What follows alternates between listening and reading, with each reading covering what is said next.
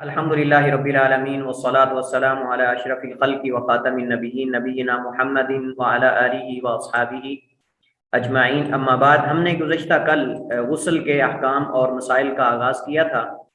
جس میں ہم نے غسل کی تعریف اور اس طرح جو ہے وہ غسل کی مشروعیت اور غسل کو واجب کر دینے والی چند چیزوں کا ہم نے ذکر کیا تھا، جو کہ کتاب و سنت کے دلائل سے واضح کی گئی تھی کہ کن چیزوں سے غسل واجب ہو جاتا ہے۔ تو آج ہمارے پاس غسل کے احکام و مسائل میں دوسرا حصہ ہے، جس میں ہم غسل کی نیت، میاں بیوی کا اکٹھا غسل کرنا، غسل کا طریقہ اور اس سے متعلق جو دیگر احکام اور مسائل ہیں، مثلا مسنون غسل کی اقسام کون کون سی ہیں۔ یہ تو ہم غسل کے واجب جو اقسام ہیں وہ پڑھ رہے ہیں، لیکن کچھ ایسے غسل بھی ہیں جو مسنون ہیں، یعنی مستحب ہیں۔ اگر کوئی کر لے تو اچھی بات ہے، اگر نہ کرے تو گناہ گار نہیں ہوگا۔ جیسا کہ جمعہ کا غسل راجح قول کے مطابق یہ ہے کہ اصل یہ ہے کہ وہ سنت ہے، اگرچہ اس کے واجب کے بھی دلائل موجود ہیں، لیکن انشاءاللہ یہ مسئلہ ہم پڑھیں گے۔ عیدین کا غسل ہے، اس طرح جو ہے وہ احرام کے لیے غسل اور مکہ میں داخل ہونے سے پہلے غسل کرنا وغیرہ وغیرہ، اس طرح کی کچھ اقسام ہیں جن کو ہم پڑھیں گے۔ تو سب سے پہلے غسل جنابت میں نیت کا مسئلہ ہے، یہ کل میں نے ذکر کر دیا تھا۔ یہ وہی جو مسئلہ ہم نے وضو کے اندر پڑھا تھا اور طہارت کے اندر ہم نے پڑھا تھا، وہی مسئلہ یہاں ہر جگہ، نماز کے اندر بھی یہاں بھی دلائل وہی ہیں کہ چونکہ غسل کل ہم نے ڈیفینیشن تعریف کے اندر کہا تھا کہ عبادت ہے، تو جب عبادت ہے غسل تو پھر نیت بھی لازم ہے، چونکہ نبی کریم علیہ السلام نے فرمایا، حضرت عمر بن خطاب رضی اللہ تعالیٰ عنہ روایت کے راوی ہیں، جیسا کہ صحیح بخاری کی سب سے پہلی حدیث ہے کہ نبی علیہ السلام نے فرمایا، انما الاعمال بالنیات وانما لکل امرئ ما نوى فمن كانت هجرته الى الله ورسوله فهجرته الى الله ورسوله ومن كانت هجرته الى دنيا يصيبها بامرأة يتزوجها فهجرته الى ما هاجر اليه او كما قال عليه الصلاة والسلام۔ کہ اعمال کا دار و مدار نیتوں پر ہے، اور آدمی کے لیے وہی ہے جو وہ نیت کرتا ہے۔ اگر نیت انسان اچھی کرتا ہے تو اچھا بدلہ ملتا ہے، اگر نیت نہیں ہوتی تو انسان چاہے عمل نیک بھی کر رہا ہو تو اس کو بدلہ نہیں ملتا، اجر نہیں ملتا۔ تو یہ ایک عبادت ہے غسل، اس وجہ سے اس کے اندر بھی نیت کا ہونا ضروری ہے۔ یہاں ایک مسئلہ ہے جو احادیث کے اندر ذکر کیا جاتا ہے، میاں بیوی کا اکٹھے غسل کرنا۔ اگر کوئی ایسی صورت بن جاتی ہے تو میاں بیوی اکٹھے غسل کر سکتے ہیں، اس میں کوئی حرج نہیں۔ ام المومنین عائشہ رضی اللہ تعالی عنہا، اس طرح حضرت میمونہ رضی اللہ تعالی عنہا، ان سے یہ مروی ہے کہ اللہ کے نبی علیہ السلام اپنی بیویوں کے ساتھ غسل کر لیتے تھے، جیسا کہ ام المومنین عائشہ رضی اللہ تعالی عنہا سے روایت ہے، قالت فرماتی ہیں، کنت اغتسل انا والنبی صلی اللہ علیہ وسلم من اناء واحد، کہ میں اور نبی علیہ السلام ایک ہی برتن سے، ایک ہی ٹب سے غسل کیا کرتے تھے، تختلف ایدینا فی، اس میں ہمارے ہاتھ باری باری جو ہے یکے بعد دیگرے داخل ہوتے تھے۔ یہ حدیث صحیح بخاری اور صحیح مسلم کے اندر ہے۔ تو اس میں علماء کرام نے ذکر کیا ہے کہ اگر تعلیم کا مقصد ہو یا کوئی اور صورت ہو تو اس صورت میں میاں بیوی اکٹھے بھی غسل کر سکتے ہیں، مخصوص حالات کے اندر اجازت موجود ہے نبی کریم علیہ السلام کی۔ جبکہ دوسری طرف جو ہے وہ اللہ کے نبی علیہ السلام سے ایسی حدیث بھی ہیں جن کے اندر ہے کہ مرد جو ہے وہ عورت کے بچے پانی سے غسل نہیں کر سکتا اور عورت مرد کے بچے پانی سے غسل نہیں کر سکتا۔ وہ ایک مسئلہ اس سے مختلف ہے، لیکن اکٹھے غسل کرنے کے بارے میں نبی کریم علیہ السلام کی ایک سے زائد بار جو ہے وہ سنت منقول ہے، اور احادیث کے اندر یہ مسئلہ موجود ہے۔ آج ہمارے پاس جو مسئلہ ہے دوسرا، اور یہ اہم مسئلہ ہے، غسل کا طریقہ۔ غسل کا طریقہ کیا ہے؟ تو غسل جنابت کے دو طریقے ہیں۔ غسل جنابت کے دو طریقے ہیں۔ ایک طریقہ ایسا ہے کہ جو صرف واجب کو ادا کرتا ہے، وہ مسنون تو نہیں کہیں گے اسے، لیکن یہ کہ اس طریقے سے غسل کرنے سے واجب ادا ہو جائے گا۔ اگر کسی کو جنابت لاحق ہوگی ہے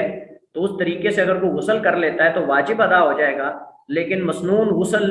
یعنی وہ جو اجر ہوتا ہے، ثواب ہوتا ہے بالکل سنت کے مطابق غسل کرنے کا، وہ نہیں ملے گا۔ البتہ جنابت زائل ہو جائے گی، حدث زائل ہو جائے گا، لیکن بہتر نہیں ہوگا، ہم یہ کہیں گے۔ یعنی ایک طریقہ یہ کہ جو مجبوری کی صورت میں مخصوص حالات کے اندر ہو سکتا ہے، اور ایک یہ کہ مسنون طریقہ جس کے مطابق ہمیں غسل کرنا چاہیے۔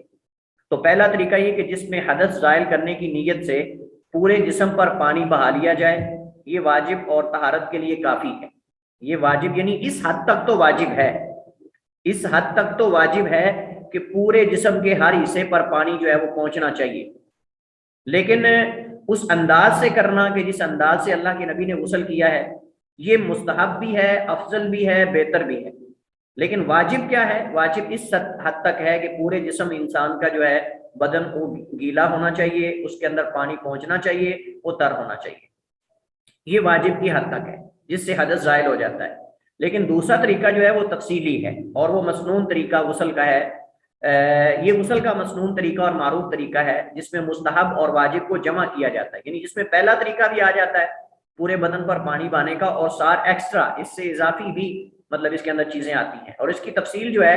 وہ حضرت عائشہ رضی اللہ تعالی عنہا کی یہ حدیث ہے جو کہ معروف ہے، اس حدیث کے اندر موجود ہے۔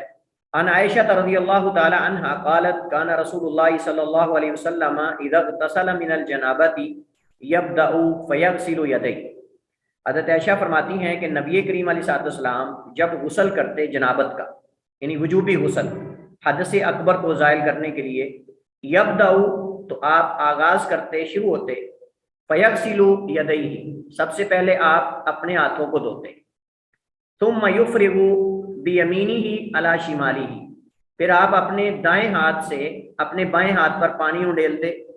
فیغسل فرجہ اور اپنی شرمگاہ کو دھوتے، یعنی اللہ کے نبی سب سے پہلے ہاتھ دھوتے، کیونکہ صاف ظاہر ہے کہ ہاتھوں پہ بھی نجاست وغیرہ کوئی چیز ہو سکتی ہے، تو اگر وہی پانی کے اندر ڈالے گا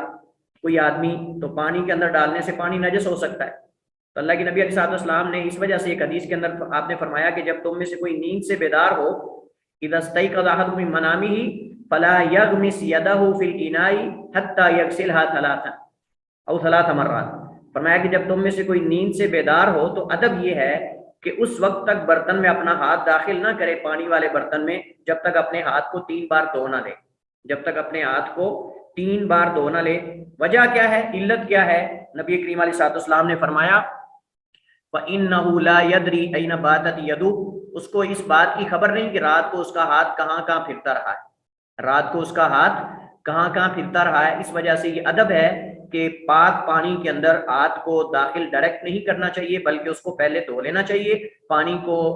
ہاتھ پہ انڈیل کے ہاتھ کو دھونا چاہیے صاف کر کے، پھر جو ہے وہ برتن کے اندر پانی ڈالنا چاہیے، برتن کے اندر ہاتھ ڈالنا چاہیے۔ تو جو کہ اس دور کے اندر یہ نل وغیرہ نہیں ہوتے تھے، ٹوٹیاں اور یہ فوارے اور یہ ساری چیزیں نہیں ہوتی تھی جدید وسائل، تو برتنوں کے اندر سے ہی غسل کرتے تھے ہاتھ کے اندر پانی لے کر۔ تو نبی کریم علیہ الصلوۃ والسلام نے یہ ادب سکھایا کہ اس وقت تک کوئی برتن میں اپنا ہاتھ داخل نہ کرے جب تک وہ اپنے ہاتھ کو دھو نہ لے، خصوصاً جب نیند سے بیدار ہو۔ تو اللہ کے نبی علیہ الصلوۃ والسلام جب غسل جنابت کرتے تو حضرت عائشہ ام المؤمنین رضی اللہ تعالیٰ عنہ فرماتی ہیں آپ سب سے پہلے اپنے ہاتھ دھوتے، ہاتھ دھونے کے بعد ثم یفرغ بیمینہ علی شمالہ پھر اپنے دائیں ہاتھ سے اپنے بائیں ہاتھ پہ پانی ڈالتے، فیغسل فرجہ اور اپنی شرمگاہ کو دھوتے۔ تو یہ سب سے پہلے ہے کہ اپنی شرمگاہ کو دھونا ہے، پہلے ہاتھ دھونے ہیں، ہاتھ دھونے کے بعد بائیں ہاتھ سے شرمگاہ کو دھونا ہے، دائیں ہاتھ سے پانی ڈالنا ہے، ثم یتوضأ وضوءہ للصلاۃ پھر پورا نماز کی طرح جو وضو کیا جاتا ہے وہ وضو کرنا ہے، یعنی جیسے نماز کا وضو کیا جاتا ہے ایسے پورا وضو کرنا ہے، سوائے پاؤں دھونے کے، پاؤں آخر میں جا کے دھونے۔ اللہ کے نبی علیہ الصلوۃ والسلام کی یہ سنت تھی کہ اللہ کے نبی پاؤں آخر میں جا کے دھوتے تھے غسل مکمل کرنے کے بعد۔ اس کی وجہ یہ ہے کہ جب انسان جو ہے وہ غسل کرتا ہے تو پورے غسل کا پانی جو ہے وہ نیچے پاؤں پہ گرتا ہے اور چھینٹے گرتے رہتے ہیں پاؤں کے اوپر۔ تو حکمت یہ تھی کہ اللہ کے نبی علیہ الصلوۃ والسلام جو ہیں وہ چونکہ پاؤں کے اوپر سارے چھینٹے پانی کے قطرات گرتے رہتے ہیں اور نیچے سے بھی اوپر چھینٹے گرتے ہیں، اس وجہ سے اللہ کے نبی علیہ السلام دوسری جگہ جا کر جو ہے وہ پاؤں دھوتے تھے، اپنے غسل والی جگہ سے نبی کریم علیہ الصلوۃ والسلام ہٹ کر دوسری جگہ جب منتقل ہو جاتے تو وہاں جا کے نبی کریم علیہ الصلوۃ والسلام جو ہے وہ وضو فرماتے تھے۔ تو اس میں حکمت یہ ہے کہ وہ پاؤں کے اوپر جو پانی کے نیچے سے یا اوپر سے چھینٹے اور قطرات وغیرہ گرتے ہیں وہ الگ جا کر پاؤں دھونے سے ان کا جو خدشہ اور جو امکان ہوتا ہے وہ ختم ہو جاتا ہے۔ تو ثم یتوضأ وضوءہ للصلاۃ پھر آپ وضو کرتے جیسے نماز کا وضو فرماتے تھے، ثم یاخذ الماء پھر آپ پانی لیتے، فیدخل اصابعہ فی اصول الشعر یعنی پھر آپ پانی لے کر سر پہ بہاتے، پھر آپ پانی لے کر جو ہے وہ اپنے ہاتھ یعنی گیلے کر کے اس کو سر کی انگلیاں جو ہیں وہ اس کے اندر داخل کرتے، بالوں کی جڑوں کے اندر داخل کرتے اور بالوں کی جڑوں کو تر کرتے حتی اذا رأى انہ قد استبرأ جب آپ دیکھ لیتے کہ اب مکمل سر جو ہے وہ نیچے سے جڑیں تر ہو چکی ہیں، تو حفن علی رأسہ 3 حفنات پھر آپ صلی اللہ علیہ وسلم اپنے سر پہ 3 چلو پانی ڈالتے، 3 چلو یعنی پہلے ہاتھ گیلے کر کے سر کے بالوں کی جڑوں کے اندر جو ہے وہ ڈالتے، اس کے بعد 3 چلو پانی لے کر اپنے سر کے اوپر بہا لیتے، ثم افاض علی سائر جسدہ ثم غسل رجلیہ، پھر اپنے پورے جسم پر پانی کو بہا لیتے اور پھر آخر میں اپنے پاؤں کو دھوتے، پھر آخر میں اپنے پاؤں کو دھوتے، ثم غسل رجلیہ، پھر اپنے پاؤں کو دھوتے۔ تو یہ طریقہ مختصر ہے جو حضرت عائشہ رضی اللہ تعالی عنہا نے ذکر کیا ہے۔ حضرت عبداللہ بن عباس نے حضرت میمونہ کے واسطے سے ایک اور نقل کیا ہے، اس کے اندر ایک اضافہ ہے، اس کے اندر ایک اضافہ ہے جو ہم یہ بھی حدیث پڑھتے ہیں، عن ابن عباس رضی اللہ تعالی عنہما عن میمونہ رضی اللہ تعالی عنہا، عبداللہ بن عباس اپنی جو خالہ میمونہ ہیں ان سے بیان کرتے ہیں، حضرت میمونہ حضرت عبداللہ بن عباس کی خالہ ہیں، ان سے بیان کرتے ہیں ان نبی صلی اللہ علیہ وسلم اغتسل من الجنابۃ، اللہ کے نبی جنابت سے غسل فرماتے، فغسل فرجہ، یا غسل کیا آپ نے، غسل فرجہ بیدیہ، تو آپ نے اپنے ہاتھ سے، بیدیہ اپنے ہاتھ سے اپنی شرمگاہ کو دھویا، ثم دلک بہا الحائط، پھر اپنے ہاتھ کو دیوار پہ ملا۔ یہاں ایک اضافی ہمیں چیز مل گئی اس حدیث سے کہ نبی کریم نے اپنے ہاتھ کو دیوار پہ ملا، جس سے شرمگاہ کو دھویا تھا اس ہاتھ کو آپ نے دیوار پر، مٹی والی کچی دیواریں ہوتی تھی، آپ نے اس پر ملا اپنے ہاتھ کو، ثم غسلا، پھر اس کو دھویا۔ یعنی یہاں حضرت عائشہ کی حدیث سے مزید ہمیں اضافہ مل گیا، وہ یہ ہے کہ نبی کریم جب شرمگاہ کو دھو لیتے تو اس کے بعد اپنے ہاتھ کو مٹی سے دھوتے تھے، اس کے بعد اپنے ہاتھ کو مٹی سے دھوتے تھے، اور مٹی سے دھونے کے بعد ثم توضأ وضوءہ للصلاۃ، پھر نماز کی طرح پورا وضو فرماتے،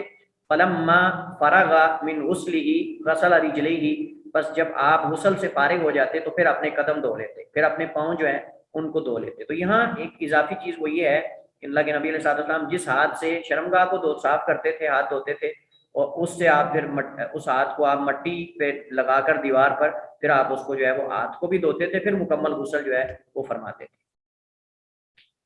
تو یہ طریقہ مختصر اختصار کے ساتھ ہے۔ بعض علماء کہتے ہیں کہ جی جب انسان جو ہے وہ چلو ڈالنے لگے سر پہ تو ایک دائیں سر کی دائیں جانب ڈالے، دوسرا بائیں جانب ڈالے، تیسرا درمیان میں ڈالے، پھر دائیں کندھے پر، پھر بائیں پر، پھر سینٹر میں۔ بہرحال یہ جو ہے وہ ہمارے سامنے دونوں احادیث ہیں غسل کی، نبی کریم علیہ السلام کے معروف غسل کی، تو اس انداز کے مطابق یہ مسنون غسل ہے، اس کے مطابق جو انسان کر لیتا ہے انشاءاللہ اس کا غسل جو ہے وہ مسنون ہوگا۔ لیکن ویسے جیسے میں نے کہا کہ اگر کوئی بندہ یہ نہیں بھی کرتا تو سیدھا ہی پورے جسم پر پانی کو بہا لیتا ہے، نیت اس کی ہونی چاہیے کہ میں جنابت کا غسل کرنے لگا ہوں، دل کے اندر نیت یہ ہونی چاہیے جنابت کے ازالے سے یا حدث کے ازالے کی نیت سے پورے جسم پہ پانی بہا لیتا ہے تو بھی اس کا غسل جو ہے وہ ٹھیک ہو جائے گا، لیکن افضل یہ ہے کہ نبی کریم علیہ السلام کے طریقے کے مطابق جو ہے وہ غسل کرے۔ یہاں ایک مسئلہ ہے کہ کیا غسل جنابت میں کلی کرنا اور ناک میں پانی چڑھانا واجب ہے؟ کیونکہ ہم نے کہا نا کہ پورے جسم پر پانی کو بہا لے، صاف ظاہر ہے کہ جب پورے جسم پہ بہائے گا تو ہو سکتا ہے کلی نہ کرے، ناک میں پانی نہ کھینچے، تو کیا اس صورت میں غسل ہو جائے گا؟ تو اس وجہ سے میں نے کہا ہے کہ اگر پورے جسم پر پانی کو بہا لیتا ہے تو غسل ہو جائے گا، چونکہ راجح قول کے مطابق غسل کے اندر کلی کرنا اور ناک میں پانی چڑھانا واجب نہیں، وضو کے اندر واجب ہے لیکن غسل کے اندر واجب نہیں، وضو کے اندر واجب ہے لیکن غسل کے اندر واجب نہیں، چونکہ وضو کے اندر اللہ کے نبی علیہ السلام کا فعل بھی ہے، اللہ کے نبی علیہ السلام کا قول بھی ہے، لیکن غسل کے اندر جیسا کہ ہم دلائل پڑھیں گے اس کے اندر ایک صحابی کو اللہ کے نبی علیہ السلام نے فرمایا تھا کہ اپنے جسم پر پانی کو بہا لو، بس آپ نے یہ نہیں کہا کہ کلی بھی کر لو، ناک میں پانی بھی کھینچو اور فلاں کرو فلاں کرو، آپ نے کہا پھر تیرے لیے کافی تھا کہ پورے جسم پر پانی کو بہا لیتا، جیسا کہ ہم دلائل انشاءاللہ پڑھتے ہیں مسئلہ مزید واضح ہو جائے گا۔ لیکن احناف کے ہاں بڑی مزے کی بات یہ ہے کہ احناف کے ہاں غسل میں جہاں دلائل ہیں وہاں تو کلی اور ناک میں پانی چڑھانا سنت ہے، لیکن غسل وضو کے اندر سنت سمجھتے ہیں لیکن غسل کے اندر واجب سمجھتے ہیں، حالانکہ وضو کے اندر اللہ کے نبی سے حکم بھی آیا ہے اور آپ کا فعل بھی ہے، لیکن غسل کے اندر اللہ کے نبی علیہ السلام نے باقاعدہ صحابی کو بتایا ہے کہ آپ پورے جسم پر پانی بہا لو، یہ کافی ہے۔ تو بہرحال تو اس میں دو قول ہیں، پہلا قول یہ کہ غسل جنابت میں کلی کرنا اور ناک میں پانی چڑھانا دونوں ہی واجب ہیں، یہ حنابلہ کا مذہب ہے، یہ حنابلہ کا مذہب ہے۔ ان کی دلیل کیا ہے؟ ان کی دلیل جو ہے وہ اللہ تعالیٰ کا فرمان ہے وَإِن كُنتُمْ جُنُبًا فَطَّهَّرُوا، وَإِن كُنتُمْ جُنُبًا فَطَّهَّرُوا، اگر تم جنبی ہو تو طہارت یعنی غسل کرو، اگر تم جنبی ہو تو غسل کرو۔ لیکن اس کے ساتھ احناف بھی ہیں،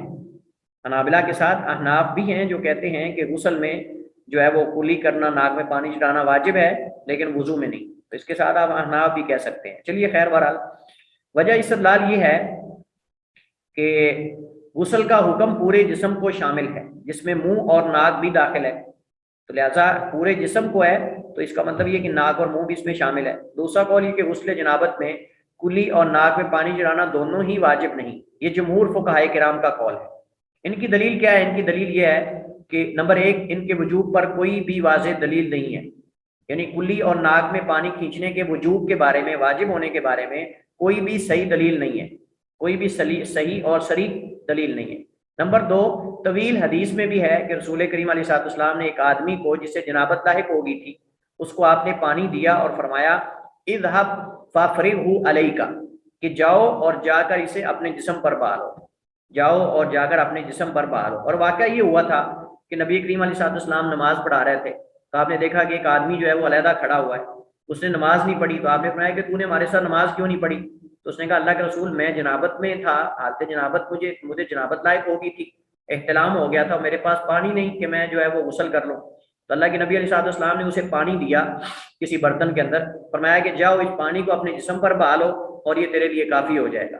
اذهب، جاؤ یعنی پانی لے کر، فافرغه علیک، اور اپنے اوپر اس کو انڈیل لو، بہا لو، یہ تیرے لیے کافی ہے۔ اب اس کے اندر اللہ کے نبی صاحب نے یہ نہیں کہا کہ تم اس کو غسل کرو، اب وضو کرو، پھر کلی کرو، ناک میں پانی کھینچو، فلاں فلاں کرو، آپ نے کہا جسم پر پورے پر بہا لو تو یہ تمہارے لیے کافی ہو جائے گا، اور یہ صحیح بخاری کی حدیث ہے۔ اسی طرح حضرت ام سلمہ رضی اللہ تعالی عنہا سے بھی ایک روایت ہے، حضرت ام سلمہ رضی اللہ تعالی عنہا سے بھی ایک روایت ہے، اور اس روایت کے اندر کیا ہے؟ حضرت ام سلمہ فرماتی ہیں قل، تو میں نے کہا اللہ کے رسول، انی، بے شک میں، امراتن اشد ظفر راسی، میں ایک ایسی عورت ہوں جو اپنے سر کی مینڈیاں اچھی طرح باندھتی،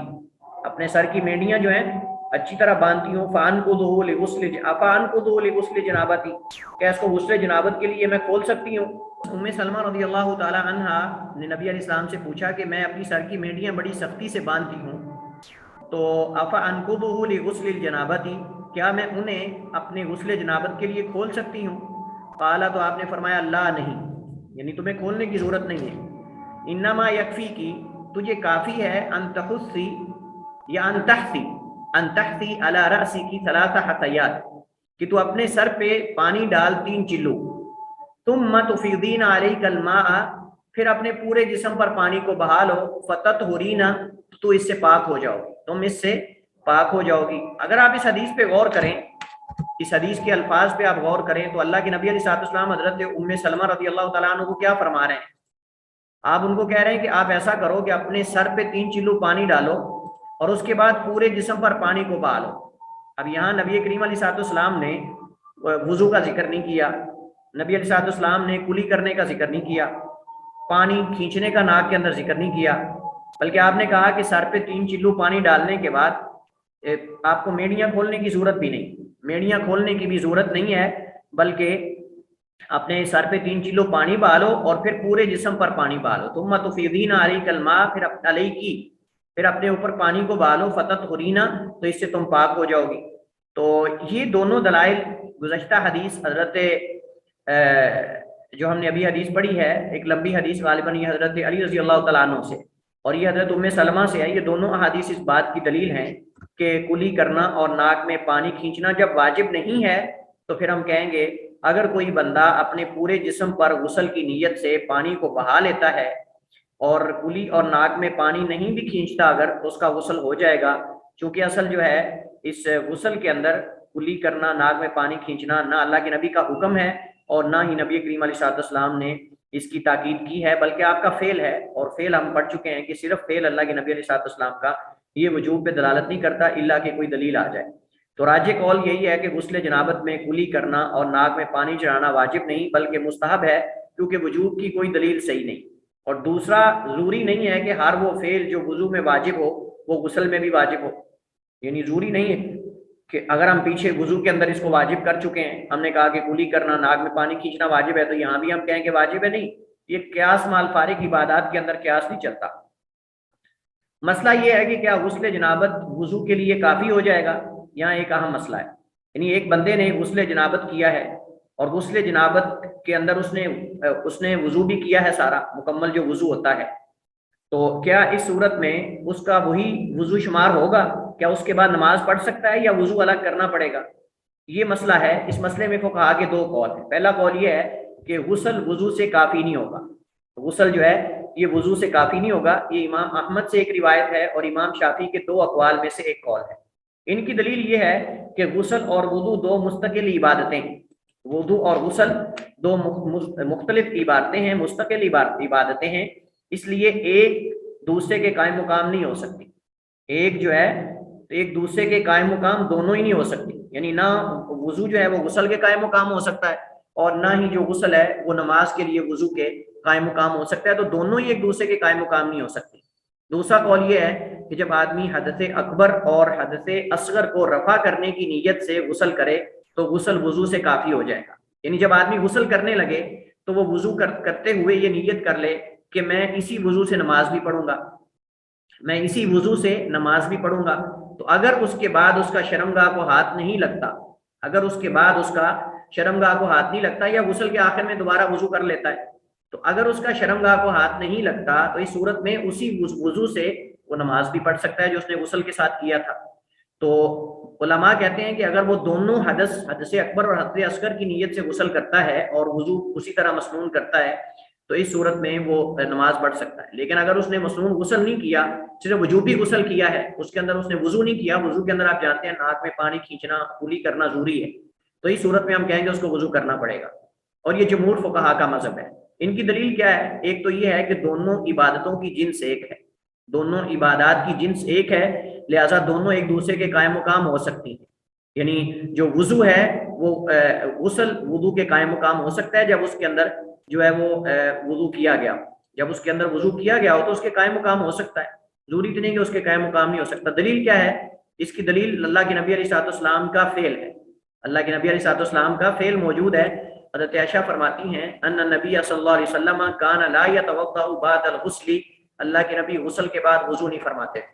اللہ کے نبی علیہ السلام غسل کے بعد وضو نہیں فرماتے تھے، اسی طرح جا کے نماز پڑھ لیتے تھے۔ یہ سنن نبی داؤد ترمذی نسائی ابن ماجہ کی حدیث ہے اور صحیح حدیث ہے۔ راجح قول یہی ہے کہ جب آدمی غسل جنابت سنت کے مطابق وضو کی نیت سے کرے تو وہ وضو سے کافی ہو جائے گا، تو وضو سے کافی ہو جائے گا، مطلب اس کو الگ وضو کرنے کی ضرورت اور حاجت نہیں ہوگی۔ آگے ہمارے پاس جو ہے وہ کچھ مسائل ہیں، مثلا مسنون غسل کی اقسام، یہاں تک وجوبی غسل ختم ہو گئے، یہاں تک وجوبی غسل ختم ہو گئے۔ ہم نے کہا کہ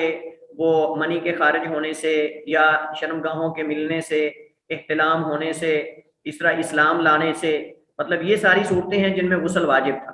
لیکن اب مسئلہ ہمارے پاس مسنون غسل کی اقسام کے، غسل کر لیں تو اچھا ہے، نہ کریں تو گناہ نہیں ہوگا۔ سب سے پہلا جو مسنون غسل ہے، یعنی غسل سنت جو غسل ہے ان میں سے جمعہ کا غسل ہے۔ اس میں اگرچہ اختلاف موجود ہے لیکن راجح بات یہ ہے کہ جمعہ کا غسل جو ہے وہ واجب نہیں ہے لیکن مؤکد ہے، واجب نہیں ہے لیکن مؤکد ہے۔ اس میں فقہا کے دو قول ہیں،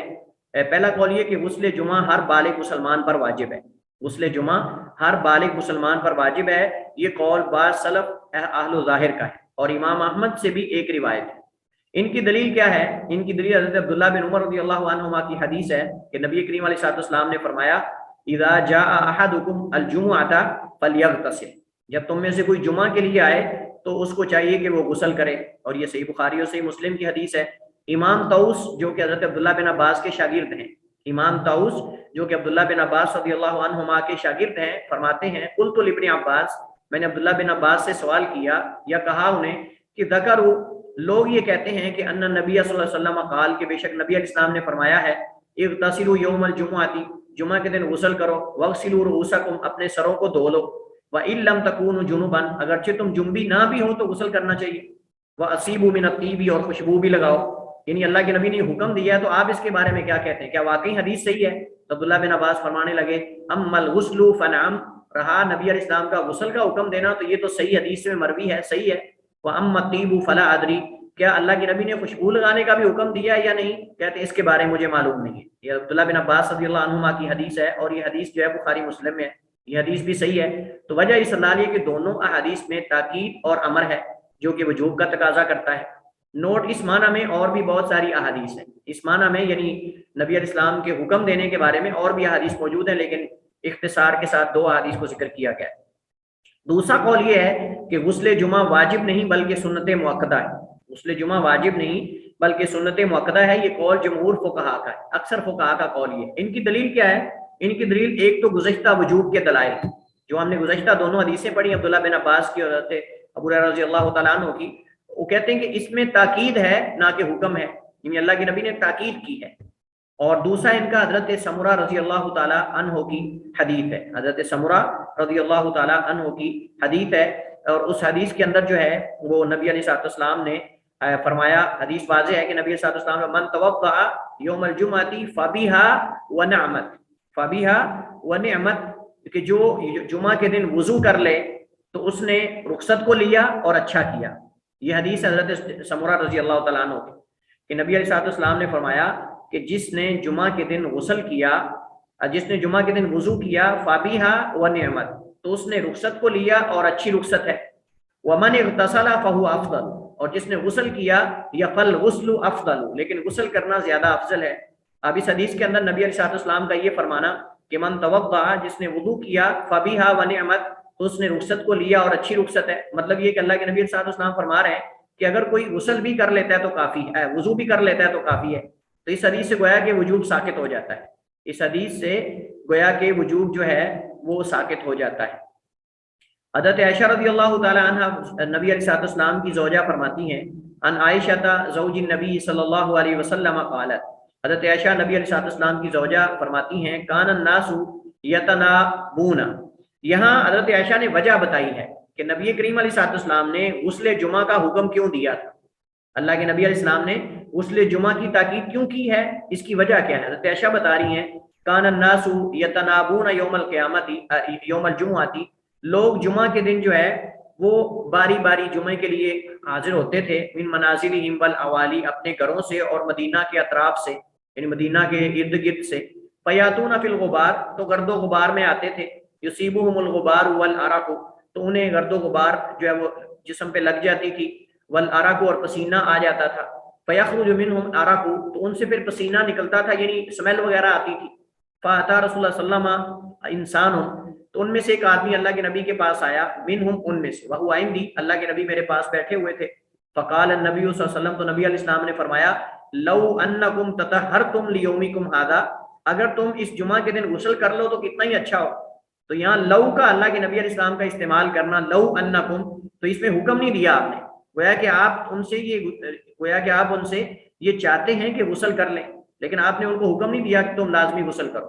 تو اس میں وجہ استدلال یہ ہے کہ حدیث میں لو انکم غسل کے عدم وجوب کا تقاضا کرتا ہے، کہ آپ نے کہا اگر تم غسل کر لو تو کتنا ہی اچھا ہو۔ حضرت ابو ہریرہ کی حدیث ہے، حضرت ابو ہریرہ فرماتے ہیں کہ نبی علیہ الصلوۃ والسلام نے فرمایا، من توضأ فاحسن الوضوء، جس نے وضو کیا اور اچھی طرح وضو کیا، ثم اتى الجمعہ، پھر جمعہ کے لیے آیا، فاستمع وانصت، کان لگا کے جمعہ سنا خطبہ اور خاموش رہا، غفر له ما بینہ وبین الجمعۃ، اس کے اور جمعہ اگلے جمعے کے درمیان سارے گناہ معاف کر دیے جاتے ہیں، وزیادۃ ثلاثۃ ایام، اور ایکسٹرا 3 دن، یعنی ایک پورے جمعے کے درمیان، 2 جمعوں کے درمیان، اور 3 دن اضافی اللہ تعالیٰ اس کے گناہ معاف کر دیتا ہے۔ ومن مس الحصى فقد لغا، اور جس نے خطبے کے دوران کینکریاں مطلب ان کو چھیڑا، کینکریوں کو مطلب چھوا، تو گویا کہ اس نے لغو بات، فضول بات کی، مطلب کہ جمعے کے دوران خاموشی سے خطبہ سننا چاہیے، اور موبائل وغیرہ ان چیزوں سے کھیلنا نہیں چاہیے، کینکریوں سے نہیں کھیلنا چاہیے، ٹنکوں سے نہیں کھیلنا چاہیے، بلکہ خاموشی کے ساتھ جو ہے وہ خطبہ سننا چاہیے، یہ اصل مقصود ہے۔ اور اگر کوئی کینکریاں چھوتا ہے، کسی چیز کے ساتھ کھیلتا ہے یا مشغول ہو جاتا ہے، تو یہ ایک لغو کام ہے جس سے جمعہ کے اجر میں کمی واقع ہوتی ہے۔ تو حدیث میں وضو کا ذکر ہے، اس بات کی دلیل ہے کہ غسل واجب نہیں۔ نبی صلی اللہ علیہ وسلم نے کیا فرمایا، من توضأ، جس نے وضو کیا اور اچھی طرح وضو کیا، پھر جمعے کے لیے آیا۔ یہاں اللہ کے نبی صلی اللہ علیہ وسلم نے یہ نہیں کہا کہ غسل کیا، یہاں آپ نے کہا وضو کیا، اس کا مطلب یہ کہ غسل واجب نہیں۔ بہرحال یہ جو 4 دلائل ہیں، ان کے پیش نظر راجح یہ لگتا ہے کہ اس مسئلے میں تفصیل ہے۔ ہم اگر فریقین کے دلائل کو دیکھیں تو مسئلے میں تفصیل ہے، اور تفصیل کے پیش نظر ہم اس موقف کو جانیں گے۔ تو سب سے پہلے یہ ہے، ہم کہیں گے تفصیل یہ ہے کہ جس آدمی کے بدن سے بدبو آ رہی ہو، جس آدمی کے بدن سے بدبو آ رہی ہو یا غسل جنابت اس پہ واجب ہو چکا ہو، اس کے لیے جمعہ کے دن غسل کرنا واجب ہے، اور جس میں مذکورہ بالا وجوہات نہ ہوں، جس میں مذکورہ بالا وجوہات نہ ہوں، یعنی نہ تو جنبی ہے، نہ اسے احتلام ہوا ہے، اور نہ ہی اس کے بدن سے اسمیل وغیرہ آ رہی ہے، بدبو وغیرہ آ رہی ہے، تو اس کے لیے غسل کرنا سنت مؤکدہ ہے لیکن واجب نہیں۔ تو یہ تفریق کریں گے ہم یہ تفصیل کے ساتھ جو ہے وہ یہ راجح قول کی طرف آئیں گے، کیونکہ ہم نے دلائل دونوں طرف کے پڑھے ہیں۔ تو دونوں طرف کے دلائل سے ہمیں یہ لگتا ہے، جیسے حضرت عائشہ نے فرمایا کہ لوگوں سے اسمیل آتی تھی پسینے کی وجہ سے، تو اللہ کے نبی نے فرمایا کہ اگر تم غسل کر لو جمعہ کے دن تو کتنا ہی اچھا ہو۔ تو اس طرح ایک حدیث کے اندر آپ حکم دے رہے ہیں، تو ان دونوں چیزوں کو سامنے رکھ کر یہ راجح موقف بنتا ہے کہ اگر تو کسی آدمی پر غسل جنابت واجب ہے، یعنی احتلام ہوا تھا، تو جمعہ کے دن اس پر بھی غسل کرنا واجب ہے، اور اسی طرح اگر کسی کے بدن سے اسمیل آ رہی ہے یا بدبو آ رہی ہے تو اس کے لیے بھی لازم ہے کہ وہ غسل کر کے جائے، کیونکہ جب وہ اسمیل کے ساتھ بدبو لے کر مسجد میں جائے گا، جمعہ کے دن رش ہوتا ہے، جب سارے ہی، آپ تصور کریں کہ جب سارے ہی پسینے کے ساتھ اسی طرح جو ہے وہ لت پت ہو کر مسجد میں چلے جائیں گے تو مسجد کے اندر عجیب سی اسمیل پیدا ہو جائے گی، اور نمازی اس سے جو ہے وہ ڈسٹربیشن ہوگی اور لوگ پریشان ہوں گے، تو اس وجہ سے غسل کر کے ہم کہیں گے جائیں گے، اور یہی قول علامہ ابن قیم اور ان کے شاگرد شیخ الاسلام ابن تیمیہ رحمہ اللہ تعالیٰ کا ہے۔ دوسرا جو غسل ہے وہ عیدین کا غسل ہے۔ عیدین کے لیے غسل کرنا بھی راجح قول کے مطابق سنت ہے، واجب نہیں ہے، سنت مؤکدہ ہے، اور اس کی بھی دلائل وہی ہے جو ہم نے جمعہ کے اندر پڑھے، کیونکہ عیدین اور جمعہ تقریباً ان کے احکامات قریب قریب ہیں، ان کے احکامات جو ہیں وہ تقریباً قریب قریب ہیں، لہٰذا جو اختلاف جمعہ کے اندر ہے وہ عیدین کے اندر ہے۔ مستحاضہ کا ہر نماز کے لیے ظہر اور عصر، مغرب اور عشاء اور فجر کے لیے الگ الگ غسل کرنا یہ سنت ہے، واجب نہیں۔ مستحاضہ ایک بیماری ہے استحاضہ کی، جو مستحاضہ عورت کو لاحق ہوتی ہے، یہ پہلے بھی شاید میں نے ذکر کیا تھا کہ عورت کے رحم کے اندر سے مسلسل خون جاری رہتا ہے، عورت کے رحم کے اندر سے مسلسل خون جاری رہتا ہے، تو اس وجہ سے نبی علیہ السلام نے ان صحابیات کو جن کو یہ مسئلہ تھا ان کو آپ نے کہا تھا کہ تمہارے لیے سنت ہے کہ تم زور اثر کے لیے غسل کر لو، یعنی زور کو مؤخر کر کے پڑھو آخری وقت میں اور اثر کو پہلے وقت میں، اس کے لیے غسل کر لو، پھر مغرب اور عشاء کو جمع کر کے غسل کر کے پڑھو، اور پھر فجر کے لیے غسل کر کے پڑھو، لیکن وضو کرنا واجب ہے، غسل کرنا سنت ہے، واجب نہیں ہے مستحاضہ کے لیے۔ لیکن حیض کے ایام کے بعد تو غسل کرنا واجب ہے، لیکن یہاں مستحاضہ کی بات کر رہے ہیں، استحاضہ اور چیز ہے اور حیض اور چیز ہے۔ احرام باندھنے اور مکہ میں داخل ہونے سے قبل غسل کرنا بھی واجب نہیں، سنت ہے۔ اگر ایک بندہ جو ہے وہ عمرہ کرنا چاہتا ہے، حج کرنا چاہتا ہے، تو احرام باندھنے سے پہلے غسل کرنا سنت ہے لیکن واجب نہیں، غسل کرنا سنت ہے لیکن واجب نہیں۔ اسی طرح مکہ میں داخل ہونے سے پہلے اللہ کے نبی علیہ السلام سے آتا ہے کہ آپ جو ہے وہ غسل کر کے مکہ میں داخل ہوتے تھے، تو یہ سنت ہے اللہ کے نبی کی۔ میت کو غسل دینے کے بعد، میت کو غسل دینے کے بعد جو ہے غسل کرنا، بعض احادیث اس کے بارے میں وارد ہوئی ہیں، اگرچہ ان میں کلام ہے، اگرچہ ان حدیث میں کلام ہے، ضعیف حدیث ہے جس کے اندر وارد ہوا ہے کہ میت کو غسل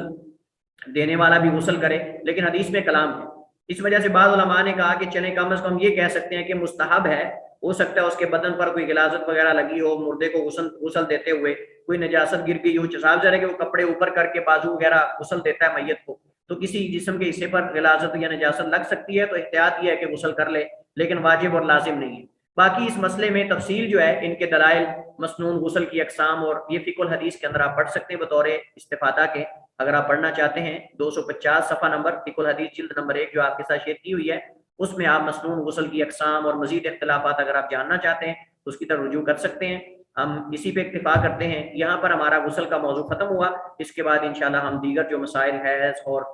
جنابت اور یہ مسائل ان کی طرف جائیں گے۔ واللہ تعالی اعلم واحکم، وصلی اللہ وسلم علی نبینا محمد وعلی آلہ وصحبہ وسلم۔